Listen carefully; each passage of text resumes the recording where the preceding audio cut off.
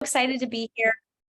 Sorry. Okay, now you're good. Oh, you're good. You're good. I'm really excited to be here. And if you can stay at the end, I'd love to get kind of a video with everyone. This is all about community building, and I want to share this with my community and get us all on camera so we can take a little snap at the end.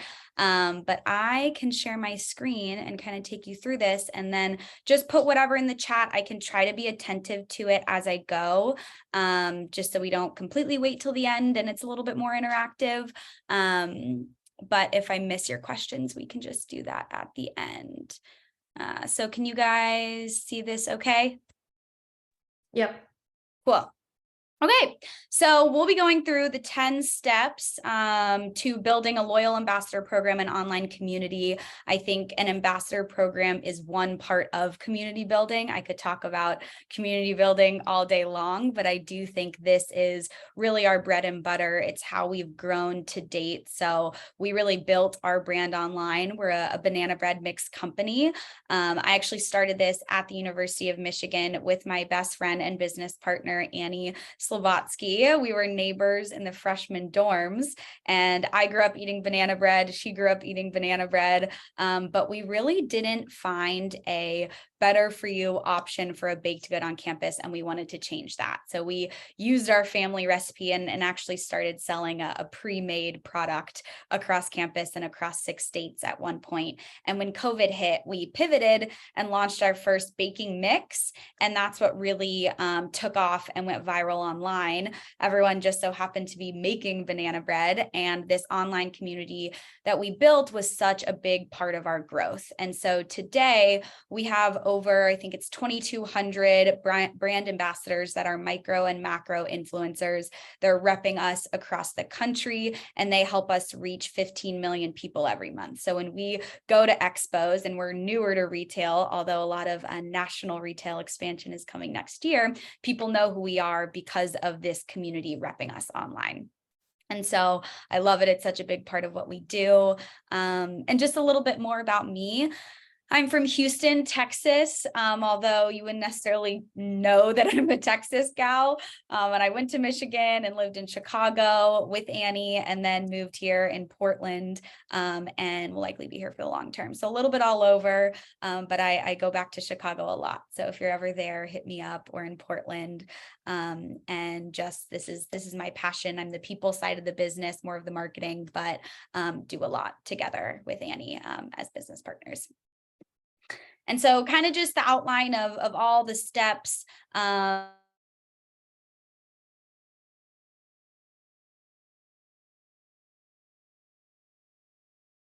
First place, determining the budget and modeling accordingly, identifying your key audience and getting both inbound and outbound outreach, creating a holistic onboarding process, determining the proper communication strategy, making your ambassadors feel involved. That's part of the retention piece.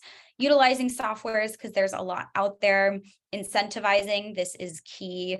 Socializing and engaging with them, one of my favorite things and definitely the most important. And then the analysis to make sure you're improving and growing. Let me just get this chat open so I can see it. Cool. Great. So starting off with building a community people want to join. And so I talk about the that desire to join. What does that mean? You can do this in a lot of ways, but it means people know about it. People are wanting to apply so that you're not relying on just reaching out to people to come to you. I think this is a sign of a healthy program. So I'll go into that in a little bit, but some of the tips are using social proof when your ambassadors are posting, hyping them up, or just your community. Advertising the program on Instagram, TikTok, whatever channels make sense for you. Doesn't have to be all of them, but making it a part of your marketing. Being really authentic and personal. I think this is a cornerstone to this, but truly all marketing. I say this to our team a lot, but I will challenge really traditional copy and say, like, what would you say to your friend? I wouldn't say that to my friend. How do you make it more casual, more personal? Because people respond to that. And especially ambassador programs are becoming more common. And I even get like outreach messages to become an ambassador for a company that's clearly really automated curated and mass sent versus like, how can you make that person feel special, even if it's a template? So I always like to have that frame of mind. And exclusivity, people like to be part of something and have unique perks, kind of goes along with incentives. So for our ambassadors, they get exclusive early access to our limited edition flavors. It's something only they get. And so they feel special because of that, amidst a bunch of other things that I'll dive into. The connection to the founder, I think, is huge. I think this is hard because founders are busy, including myself, but I have remain committed to being the face of this program and really the primary person connecting and engaging with them if possible. That is kind of like the secret sauce, I think, to a program. Again, not all founders can do it, but any way to get them connected and get them into the behind the scenes is super, super helpful. And then lastly, just an overall statement, like, how are you going to stand out from other programs? Because like I said, people are messaging about this more and more and more. You don't just want to be another ambassador program. So how are you going to offer something different or do something different that is unique to your brand and your company? So I think this is the most important part about how are you going to create that desire to join by being authentic to your brand, really connecting with your community like you would a friend, and hype up every one of your ambassadors, because we started with 15 and I would hype them up on all of our marketing, and that led to more people wanting to join. And then this just effect of building and growing to where we are. And I can't seem to see the chat while I'm presenting, so we'll just hold off on the questions. But if any issues hearing me or connecting, just unmute so I know. Okay, so number 2, determining your budget and modeling accordingly. So I get this question a lot. Do you give your ambassadors free product or do they purchase on their own? And to me, that's more of a budget question and what your goals are, because there are pros and cons of each. But for us, we have all of our ambassadors purchase with a discount unless they're above a certain size, because certain influencers expect to get free product. And that's just kind of the name of the industry, I would say. So the lowest cost option is obviously them purchasing with a discount, and you can vary that up to everyone getting free product, and somewhere in the middle you could give them free product based on activities. And we actually do some of this in our rewards, so when I get into incentives we can talk about that, but I kind of like to look at it on this scale. I do think free product can garner less passionate and authentic ambassadors. People love free things. That's just a fact of life. And so you may just be getting people who are in it for the free product, but not necessarily super passionate about your products or doing the things you want them to do. With people not getting free product and purchasing themselves, you don't necessarily get all the activity and posts you want because you can't force them. So we have a really flexible program. I think it's bred really passionate people and allowed us to just build a big community, which was my goal. I didn't want to have it be super exclusive. I wanted it to be inclusive and you can make it what you want. But some people are more goal and activity focused. So I just like to call that out. Now, identifying your key audience and getting both inbound and outbound outreach. This is kind of how you get ambassadors, how you pick ambassadors. In terms of a key audience, for us, we're a food brand, and we have a set of criteria for identifying people. So I do this with people who reach out to us on a daily basis or follow us. If they look good, we reach out to them and we have that list of criteria. That's going to vary for every brand. I think you can only judge so much on an Instagram or social media profile if that's how you're doing your ambassadors. You can also garner other things in their application. For us, we do most of the weeding out per se in our outreach and inbound outreach. So identifying if someone's a good fit before guiding them to the application page, but we actually do accept everyone. I think if someone's interested in getting a code and repping our product, there is no harm in that unless something comes up. But in all honesty, I've never had an issue with that. So I think that's something to think about. Are you going to accept everyone or not? And who are your, key ambassador profiles? And then I think, step one, where you're creating a desire to join, you will get inbound outreach. We just get people reaching out because our ambassadors are posting us and we're reposting them. So, and marketing it. So I think through step one, you will get inbound outreach, and that should be a goal. And then you can do outreach from DMs, email, whether you have a certain social platform where you connect with your community, and reaching out based on that criteria with that really personalized message. So these tools really create sustainable growth and is something we track. Like, we get healthy growth on a month-to-month basis. And if that dips, we do more outreach or we post about it. So I think that's pretty key. Number 4, onboarding. So this is where you really want to set them up for success. Use every touch point within the process to educate them, so it's not all in one. And what I mean by that is from when you send them the link to apply, to when you send them to the landing page with information, to when they're applying, accepted, and onboarded. Those are all points where you can give them little information about the program or what they're expected to do so that it's not overwhelming. So I like to spread it out and think about that communication process as a whole, and make sure you're capturing all frequently asked questions. So that's, why I liked building small. I learned, what are people asking? What do we need to do? And you can improve over time. And so I continue to make onboarding more and more robust as we go on. It's actually on my list to revamp before the end of the year.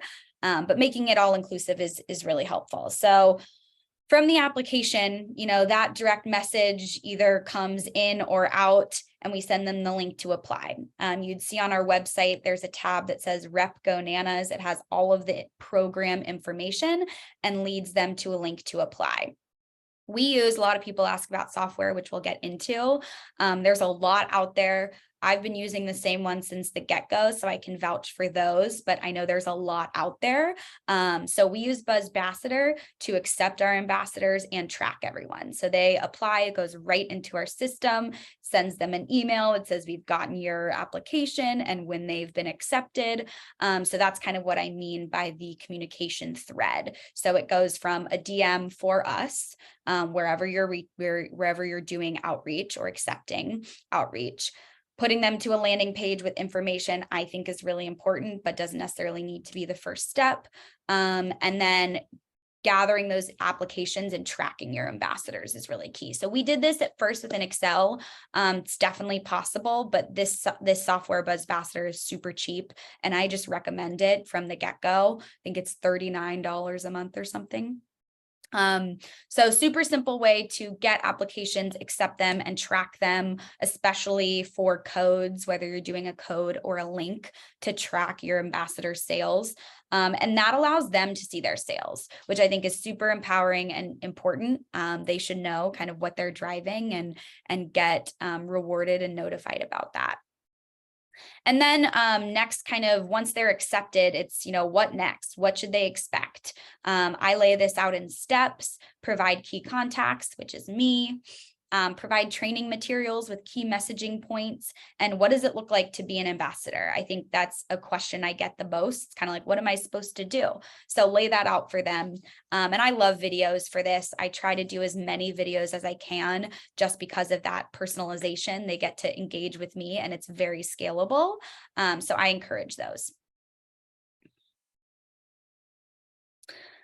5, determining a communication strategy. So there's lots of ways to communicate with ambassadors and even customers these days. So I like to say, focus on 1 or 2 first. We now use email, Facebook, text, and that's pretty much our 3 main ones, but you could pick one. I would say email is really helpful because there's a lot of information in these things versus a text is pretty short and simple. And then I always encourage a platform for more just community building. So Facebook, that's me. I'll write something when I'm recipe testing, or what do you think of this flavor, or late night thoughts, or we have an event coming up. So I like a little bit more of a personal platform, as well as something more informational and regular like email. So you want to think about your medium. Your frequency, how often are you engaging with them and what does that look like? Is it, we have new flavors coming? Is it, here's what's coming up for the whole month? An event, all those different things, a challenge. So think about what that looks like on a regular basis, and you can throw in other things and always adapt that. And then content, giveaways, events, special deals, challenges, behind the scenes and updates. So I think the communication strategy is really key because that's how you're going to be disseminating all the important information to your ambassadors. And so you want this to be aligned with your audience and what they're using most. If you have moms versus millennials, that could be very different. If you have across the board, what's something that's going to fit for everyone? And start simple, and then you can always add, like I said. And it's so cool to see over 100 of you guys on here. So that makes me really happy.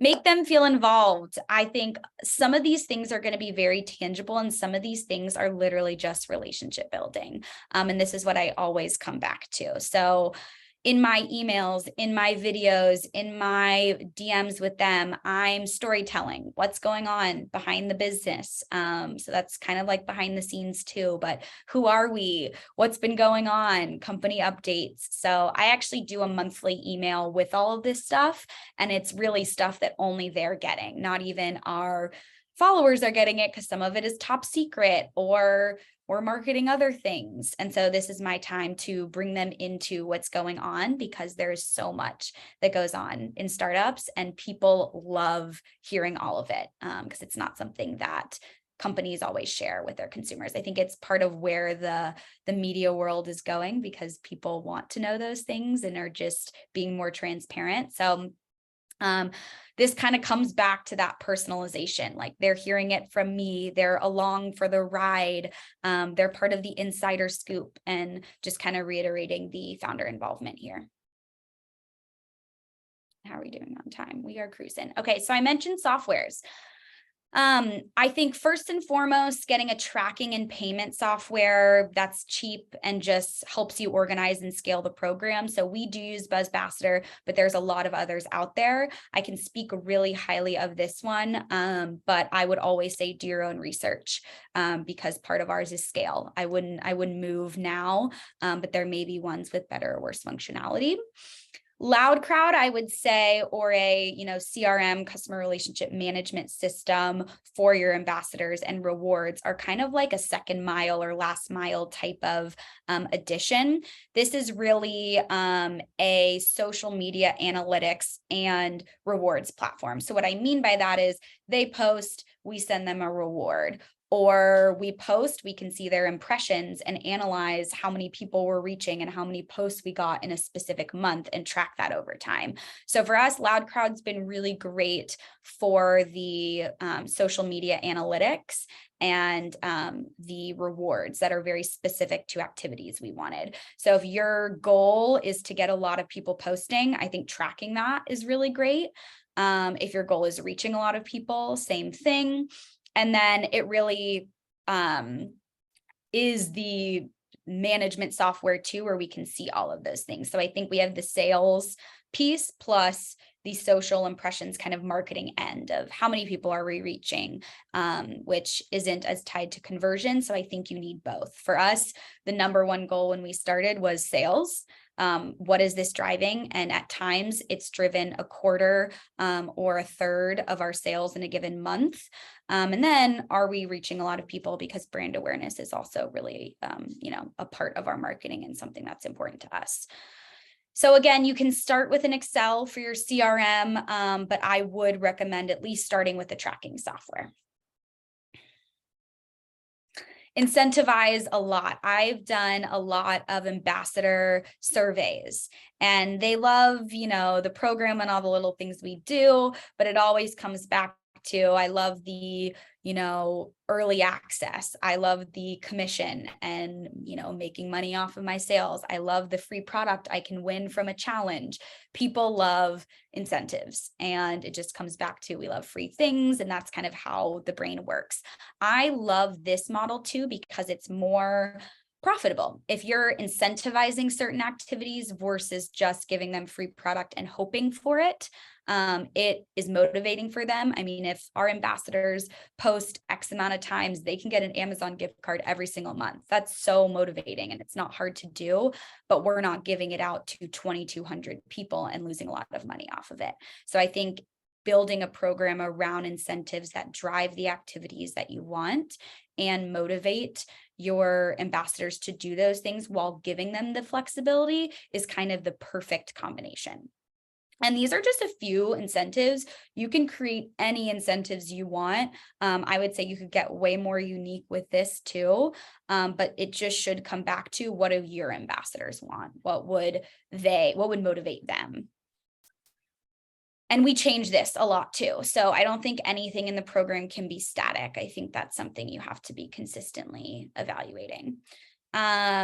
This is, again, one of my favorite parts, just socializing and engaging with them. And whoever is managing the program has to carve out time for this. And I think it's so important to build individual relationships. So when I say socialize, engage, I'm actually talking about on an individual basis, whether that's direct messaging them, emailing them, posting in the Facebook group and commenting on their specific things, hosting an event where you're engaging with the group, but it is you and it is that individual connection. Or at an event like Expo West, we had some of our ambassadors come. This has been not only the most rewarding part, but also the one of the most important things for retention and growth. I think when people feel connected to me and Annie and the company, they stay and they tell other people and it grows. So I think this is really key, and I think it's something people forget about. And then lastly, the analysis piece. So, BuzzBassador has the sales metrics where you can see how that's tracking month to month. And then these are some of the loud crowd statistics that I thought were helpful too, in terms of impressions month over month, your ambassador count that you want to be tracking and post. So I think some of the sales ones may be more obvious, and some of these are more specific to our goals of brand awareness and the activities that we're driving, like posting on social media. And that is what I got for you, and I would love to open it up for Q&A. Morgan, as some people were texting the chat, we do have I got one question now, but most of the questions are in the Q&A. Perfect. Okay, I can start with the chat and then go into Q&A if that works. Yeah, so I think it was Lizz and Madison, the last two questions there, and everything else is on the Q&A. Okay, great. Would love to learn what programs you use to manage your influencers. That's a great question. So LoudCrowd actually can help with that too, but I would encourage separating ambassador program from influencers, because those should be treated very differently and have kind of different characteristics and incentives built in. So LoudCrowd can pull up a lot of great social analytics on influencers. And so I think it's a great way to manage that way. If you want to start off before scale, Excel is also great. We don't use an additional program or platform. I haven't found one that works well. We're in the process of overhauling that. So I think that's a separate conversation if we want to connect offline. But yeah. And then, do you prefer that I read the questions to you, or so you don't? Sure, that's fine. Just so you don't get lost here. But Lisa asked if you can reward activities in BuzzBassador. You cannot. So that's a sales and tracking platform, less of a rewards. Okay, Madison, can you talk more about your decision of accepting everyone to the program? Yeah, it's a great question. I think it comes back to a few things. One, that's just how I think about community. We are a very inclusive community. I think anyone can enjoy our product. And so that's kind of what I was envisioning for it. But I also think on a more tangible level, someone having a code and repping your product can only help. If they're able to spread the word, I think that's great. I think if you want ambassadors to have strict requirements and be posting and use every one of their content, then I think you can have more stringent criteria. to drive more specific activities. So I think there are pros and cons of both. Like, we have so many ambassadors, our 2,000 ambassadors posting us all the time with beautiful content that I can use all the time. No, we get content all over the board, and some of it is low quality. But in my opinion, if someone loves GoNanas and is going to share that with a friend and share that with another friend and get some sales for no effort on our end, that's a win. But there can be benefits to also having a smaller program, incentivizing a smaller group more, especially if budget is limited. So we are even working on kind of a next tier program of incentivizing like really highly engaged, high sales, high posters with another level. So that's like something we're building in, but some people have that as their entire program where they're just pouring a lot more into fewer people to get more activity. If that makes sense. Yeah. So Mike asked do you typically use software to scale outreach, or do you manually do so?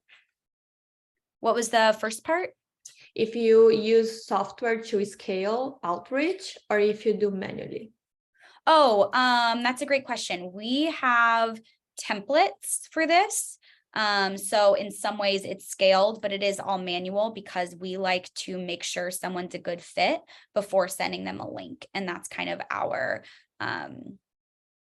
criteria or way we vet a little bit. Thanks. How do you measure ROI on this program? Yeah, it's a great question. So the costs are really low because ambassadors are purchasing products and we just have a few rewards. And then we see sales from BuzzBassador. So every month they can say, this is what you did in sales. You can see it by ambassador and whatnot. So that's kind of base level ROI. I think when you get into social media activity like posting, it's less about sales and it's more about, are you reaching more people? Are you getting more posts? Are you getting more ambassadors? But from a pure ROI perspective, we use sales in our cost of the program.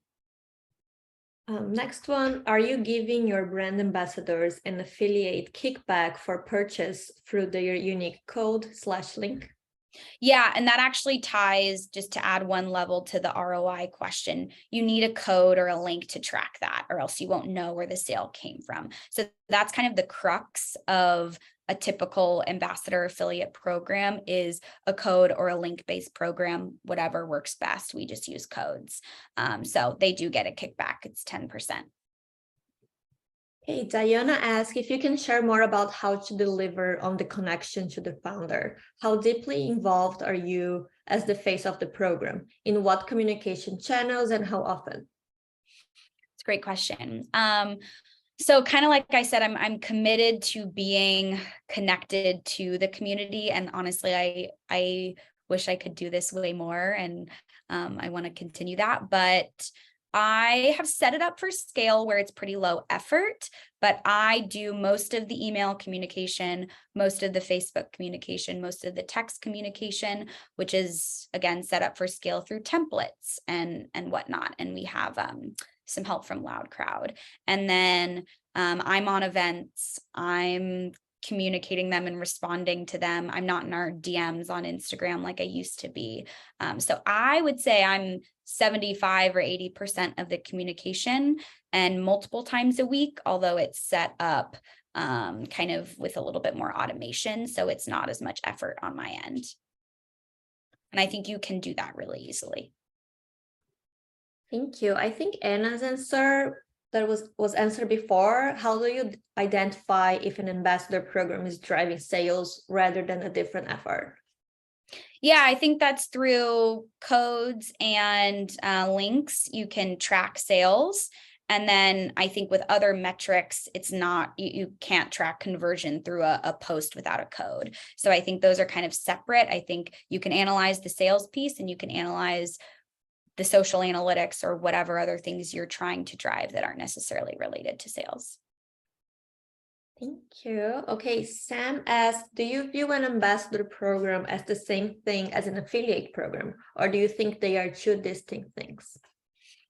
It's a great question. I think some people use affiliates for just a link to give people. When I talk about an ambassador program, there's so much more layered into that, of that community building and really creating a program. I think affiliates maybe traditionally just have a link or have more simple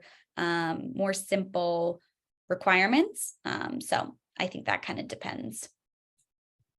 So, and then Tony, it's related to that. Do you ever mix ambassador program with affiliate referrals? We just do codes. So that's how we track things. I can really only speak to that. And I've never felt the need to do anything else. Okay, and what are some other examples of incentives that have worked effectively for you to drive sales? Yeah, so there are challenges you can do to drive a specific activity. If we are launching a ginger snap banana bread and I want recipes with that flavor, I could say best recipe wins $100 Lululemon gift card. I'm just throwing something out. So you can do challenges. And I encourage this to be hyper specific to what you do. So it feels, not generic and authentic and something they want to do. So for us, recipes are really great. For us, taste tests online are really great. So things to drive that activity and reward them with something fun. We do that for them coming to events. There's a prize, they get their kickback. So those are some great examples, I would say. I like the recipe challenge. That's a good one. Yeah. Yeah. Sarah asked, do you track attributed sales through this program? Just through our codes. Other attribution without a code is pretty hard unless you check Shopify and you see a spike in sales and can delineate it to one person. But that's more of an influencer thing that we do. It's hard to ever see that with an ambassador. Yeah. If that makes sense. Yeah, it does. Do you have a set budget or percentage of revenue that you set aside of supporting the ambassador program? I found it hard to find industry benchmarkers for affiliate and paid partner programs. It's a great question. I think it comes back to your own personal budget. Like I've seen there be benchmarks for overall marketing. For us, this program is so high ROI. It's more about us maintaining that ROI and growing the program, because we could just increase spend for it to grow. Because it's so, I guess to double click into that, because it's so incentive driven and so low cost for us, we see such high return that we don't cap a budget on this because it's so low. I think as we scale and try to add more incentives and rewards into this, I think there could be a budget, but I would encourage focusing more on the return versus the set budget, because you should be able to see a pretty high return with this depending on your goals. Thank you. Next one, how did you find people to join the program in the very beginning? Can you elaborate a little more on the personal journey? Yeah, I think step one was really key for us, where I talked about creating a community that people want to join. I think it's very easy to find people online. There are so many micro influencers that could likely fit your set of criteria. Sometimes it's searching keywords or finding one person, and Instagram will suggest you others, or going through your followers, who's following you. I think that's a great place to start. And that's really where we get a lot of our inbound from. And then it'll build, because people will be posting you and come from that. People will continue to always follow you if you're growing on social media. So I think picking from your followers and using that set of criteria is a great way to start. And let me know if I can. I know we're kind of answering these without your voices behind it, so feel free to ask any follow-up questions in the chat too. And then you said you use Facebook group to update your ambassadors, right? But I'm thinking of adding another communication channel that's even more personal. So I think Slack could be a great option for that. There's not a right or wrong. I think it depends on your audience.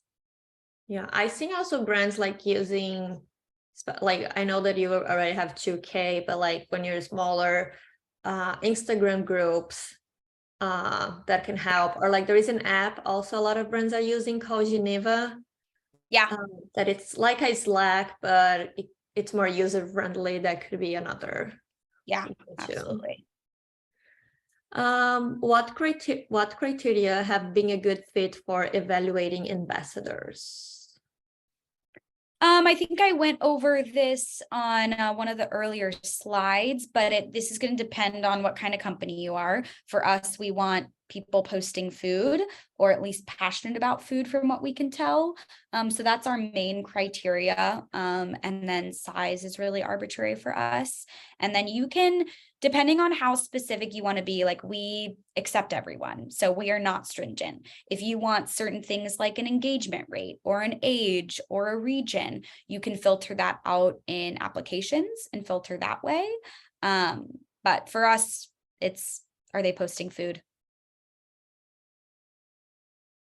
Thank you. And then Diana asked that in one of these slides you shared that you share specifically, stories specifically with your ambassadors.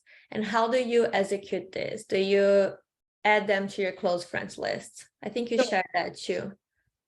Yeah, we actually don't just share stories with ambassadors, although we are working on a close friends list, but I don't think that'll just be for ambassadors. I like to talk about our ambassadors or even feature their stories and posts and call out that they're an ambassador. So it's kind of like, if I'm going to just make up one, Emma storied our ginger snap banana bread, I'll story it, and we call them GBAs, Go Nana's brand ambassadors. So I'll be like, that's our GBA, go Emma. So people know what a GBA is, even if they're not an ambassador. So that's kind of what I mean. And I sometimes will post a story for our ambassadors to everyone, because I want people to know that's a really important part of what we do.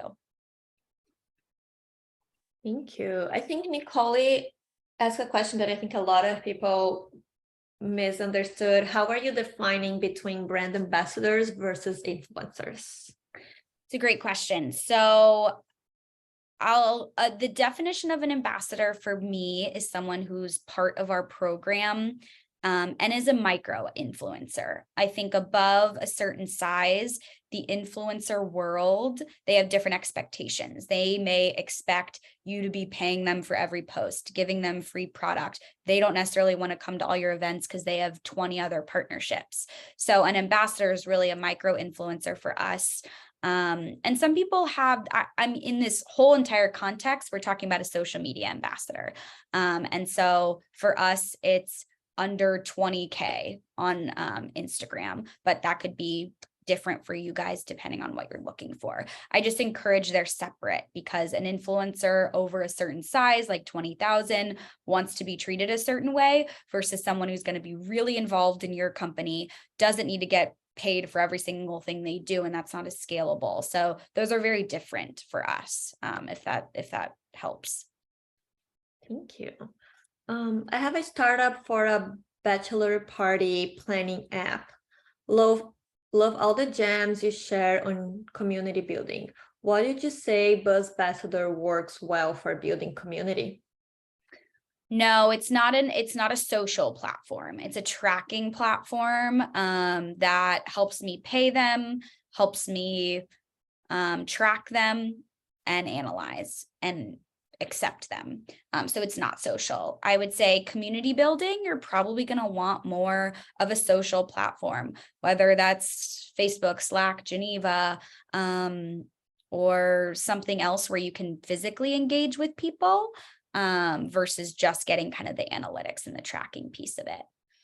I wish they had more of a dashboard and things you could post and whatnot. And I think they may be building that out, but I have not found a software that combines everything in one. So right now, a lot of things are piecemeal. That's why we use two. And there's other things that I want that those two don't have. But I'm still learning as I go. And then talking about the software, do you recommend using the same app software for affiliates and ambassadors? I can't really speak to affiliates versus ambassadors. We just do ambassadors, and it's all code-based. So that I would recommend doing some research on the softwares out there because there's a ton for both. What size of ambassadors are you sending for the product generally and have found they are expecting it? So this would be considered an influencer or a macro influencer, let's say that, if I'm sending them free product. No ambassadors get free product unless they've done a certain something to get it, which we also have. So that's more of a, when you sample influencers and give them free product, what do you do when how do you keep that up? For us, we track if they're posting, and if they're posting it, we continue to sample. But in all honesty, that's something we're evaluating right now of how to manage a large influencer list. Who do you sample? How do you track if they've posted or not? Loud Crowd is great for tracking that. But I think that varies on your budget and your goals for the program too. We can totally connect offline, but trying to figure that out ourselves. Okay, Kyle asked, ambassadors obviously receive better endorsements because they are performing better, but how do you encourage, or what tools do you use to help influencers be able to convert into being an ambassador? Yeah, and just to touch on the previous question a little bit more, influencers of a certain size, unfortunately, will expect free product. That's why we separate the two. So that's a tough thing to navigate. And there's a lot of, I don't want to say bad influencers, but there's a lot of influencers out there. And I would say 80% won't drive things for you. So I think there is a bit of filtering that you have to do with bigger influencers that come with a price of free product. What tools to use to help influencers be able to convert? That's a tricky one. I think separate the two. So when they're bigger and we're calling them a macro influencer and we're trying to convert them to have a code, that has to be super casual. People are really at a certain size are focused on their paid partnerships. And so that's kind of like tread carefully and casually, versus when I have a micro influencer that's really passionate and just wants to join, I'm saying, join the program, get involved, here's a code. But at a certain size, they have a different mindset. So again, let's like separate the two, because I think that's something like we haven't always done, and separating the two is really important. So I would just say influencers, you can try to have them have codes so you can track their revenue and offer that in a really casual way. So, hey, here's a code if you ever want to share with your followers, but not, hey, join our, they're not going to be as receptive to that. So I hope that was clear that we do want to separate the two and think about them differently. And then I think you said that like influencers you consider above 20K, and then just remind an ambassador, it's like. And that's what we do. Again, you could send everyone free product. The world is going to change, and maybe people with 10,000 are going to start expecting, or some we get away with more or not. But I think it's helpful to draw and define the difference. Mm-hmm. Tony asked, how do you control how ambassadors message about your product? Do you worry about ambassadors diluting or saying the wrong thing? It's a great question. I think that comes in onboarding and regular communication of like tips and tricks, how to talk about GoNanas. We're pretty simple. It's hard to confuse what we are. I've had people say our name wrong, but that's fine with me. I think that kind of comes back to the level of control you want over your ambassadors. If you're accepting everyone, if you're not sending them free product, that's the most lax version, where I can provide information and they will do with it what they wish. If a bunch of people are talking about our product wrong, I would say, well, I did something wrong in onboarding, or our marketing isn't clear, or talk to those people directly. But it hasn't been an issue. I think if you're really combing through acceptances and you have a strict set of criteria and have a smaller group, you can have requirements and you can say something won't count if you don't say this. So I think that comes back to the building blocks of what you want for the program. Do you want 20 content creators who are really going to create everything you need and have really strict set of criteria, but get free product and are your like content engine?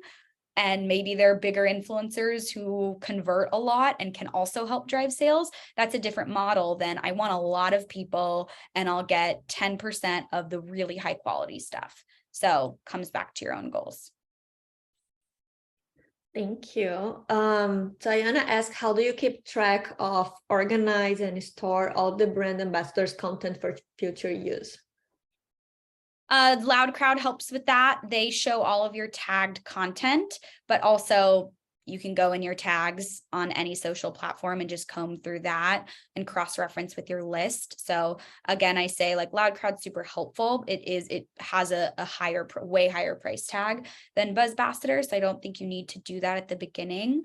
So very simply, like what we used to do is go through our tagged and log it in Excel. I think the world is moving towards more stories and less posts. Reels are way harder to do too than just posting a simple post that used to be the case. So I like LoudCrowd. It tags stories as well, but you can comb through stories and try to share those on a daily basis or turn around in one day. So yeah. Do you ever ask the influencers, like before when you didn't have the platform, to share these stories with you if you really like it? Yeah, totally. If I see someone do an incredible taste test or whatever, I record it. I ask them for the video. You can store them all in Drive, which we do. That also gets into like how to manage your creative assets, which there are softwares for that, or there's Drive or Notion, or your phone if it's small scale. So lots of ways to do that. Okay. Do you incentivize on reach, impressions, and engagement beyond sales? We do not, and that's because we accept all. So if you're accepting a certain size and want to incentivize them for that, but that is correlated to their size. Engagement, I do love. I think that's great. But again, like that's a hard metric and people are going to be all over the board. So we don't, but I like that idea if it fit with your goals. Thank you. There is a question about LoudCrowd again. Do you simply just connect the brand ambassadors, the handles to LoudCrowd, or how does it work? Yeah, we get a host of information from our application. So it's not just the handle, but that's all you need in LoudCrowd. That's the one rule to be an ambassador. They have to have an Instagram handle, but that should vary based on where you're engaging with your community. And are you tracking online e-commerce sales or in-store sales? Online, but that's again, like we launched our brand online and that's how we've grown predominantly to date. Now that we're getting ready to launch in national retailers, we are now brainstorming how to mobilize this national community to go in store. It's a totally different tracking mechanism. I think it's commonly done through coupons or receipts. So I think we're actually building out some campaigns for that. That could be done through this program. That there's also a ton of other apps and companies that are doing that in a different way. But I think is, however you can do it in-house, like we want to utilize this community online and in store, and most shoppers are shopping in store. So I think that's a great, if you can do both, that's pretty powerful. And are you providing the ambassadors with brand assets to use on their socials in your monthly communications? We are not. They can use anything that's on our Instagram page, website. We have images in our marketing that people use, but typically the best content is the user generated content, them trying it, them eating it, them talking about it versus like a pretty graphic or something. But so I guess to some extent, and we have some GIFs on Instagram that they can use, but not necessarily other things. And what are your most effective tools to search, source, and vet potential ambassadors? Instagram. We use exclusively Instagram for this. And I think I mentioned just from your followers, I think, is the best way we do it. We don't do it in other ways just because we've had so much success with that. There are tools where you can source micro influencers and whatnot. To me, there's so many out there, just from finding someone, looking who's in the comments, looking who they follow, looking who follows you, who are other brands. Like, there are endless people. So to me, I just go to social media and search your own followers, brands you admire, influencers you admire, your comments, your DMs, and you should have plenty. How would you recommend pitching an ambassador program to a brand from the agency perspective when the founder are less directly involved with the community? Yeah, I think it's figuring out what's special about your program. I think it all comes back to this guy. Why would someone want to join? Why are you excited about it? What is something special that you're offering? And why are they a good fit? So one of our messages, I think, in the initial days was, if someone had a banana bread loaf or a dessert in their page, it would be like, oh my gosh, I saw your XYZ. I feel like you would love our banana bread program of passionate foodies just like yourself. That's super personalized. And then, like, what's special about your program? For us, sometimes it was like, join this really large community of passionate foodies, and we put that number. Or it could be like, we give you early access and I know you would love it. And you have to find that, what is the secret sauce of the program? And that's how you message it.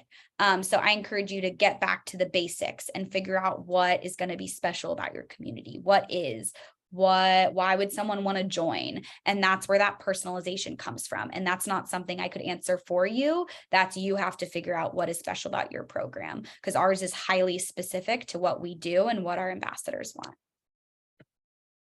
There is a funny questions that any like horror stories or things to stay away from when establishing this program?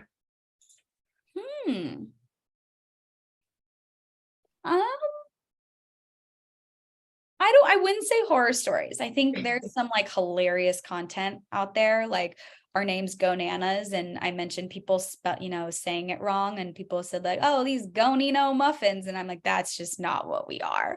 Or like vegan free, like some of the messaging points come off bad, or the content is poor, but those are people enjoying our product. To me, I love that. And I love every member of our community.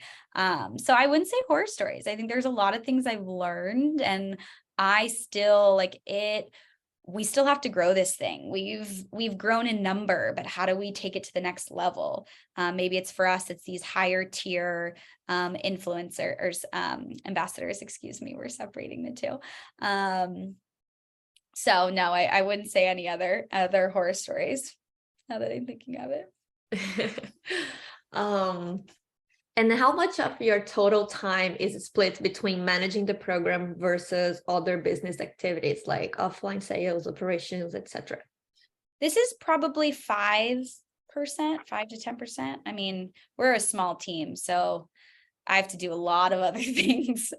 But that's also because it runs itself. And I mean, even right now, we're going through this like analysis and revamp of the program. So it's more, which I think is important, but yeah, maybe 5%. And I do more marketing, product development, strategy, sales.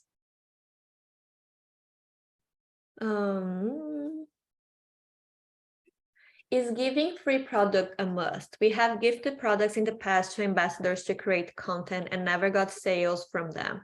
Creating a new program for 2023 and figuring out how to avoid giving product to those we may never see ROI. Yeah, I would go back to this slide because there's a risk for both, right? You can sometimes get activities you want if you're sending free product. I personally find that people who are really passionate are going to do this stuff and are incentivized by activities, will purchase and do those things. And so that's what we focus on.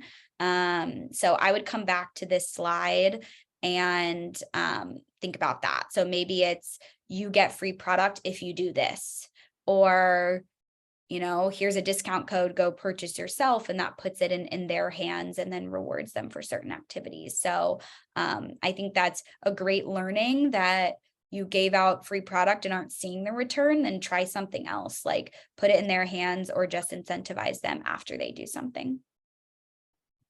And then a question from Nick is like, how did you identify your end list on your like early stage ambassadors? Like you go to Instagram, you look at your followers, their content, what type of things you look for? Yeah, I feel like this is one of the most asked questions that we've just been getting. So I go to our followers, I look for people posting food.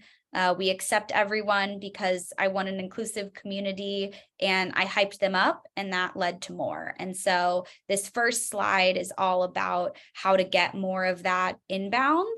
But at the beginning, it was hyping those people up, marketing the program so people knew and wanted to join. So that desire to join is really important.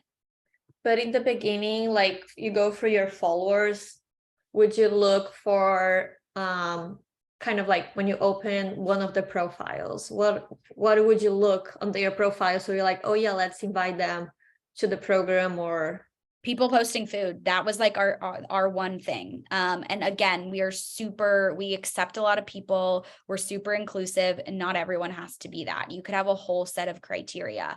I just think that varies based on what you're looking for. So we were just looking for, are people sharing food? Because that's who's interested in our product. It's not necessarily, are they healthy and going to the gym? Because our banana bread, everyone enjoys it, but it is also vegan and gluten-free and nut-free. So there was maybe that health piece, like, are they posting healthy food? Are they interested in that? But also, are they just a foodie? That was our biggest thing. It'd be great if it was higher quality, but I also just want someone who's passionate, because like we talked about at the beginning, that foodie can go to their friend and share it. And it doesn't necessarily, our goal is not just that post online, it's also just growing.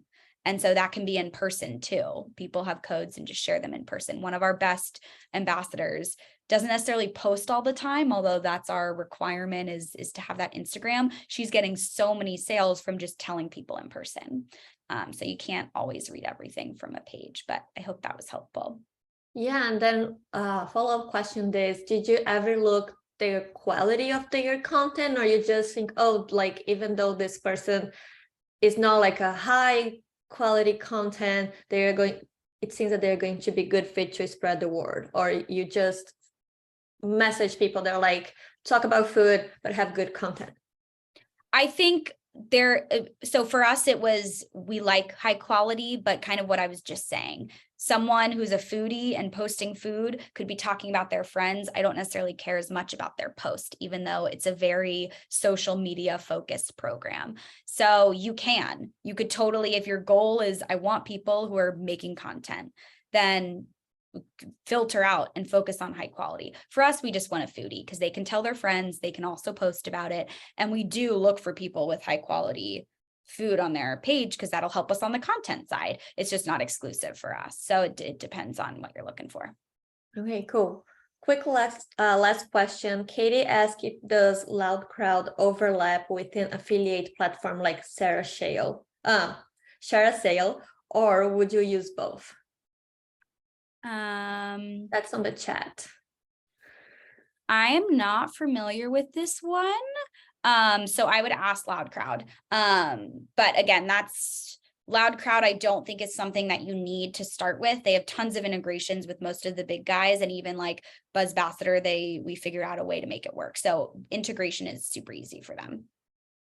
Cool. Morgan, thank you so much for your time. I know we went a few minutes later, but we are going to share this recording with everyone. Morgan's email is there as well, and she said that you guys can reach out to her. Thank you so much for your time, Morgan. Do you have any last message you want to share, or? No, but I'd love to just see some of your guys' faces. I'm going to just take a quick video so I can see some of you guys who got to join. Oh, we are on it's like a webinar feature, so people cannot. All good. No worries. Sorry Well, about I can't that. see anyone's faces, but I'm so glad you guys got to join. I hope this was helpful. I think we'll be sharing my email. I can put it here too. So don't hesitate to reach out. And then just again, we are going to share the presentation, the deck with the recording and deck with you all. So you also have her email there. But thanks again, Morgan. Thanks everyone that joined us. And I guess we all have a happy holiday season. That is the last webinar of the year. Yes. Thank you guys. Have a good one. Happy holidays. Bye.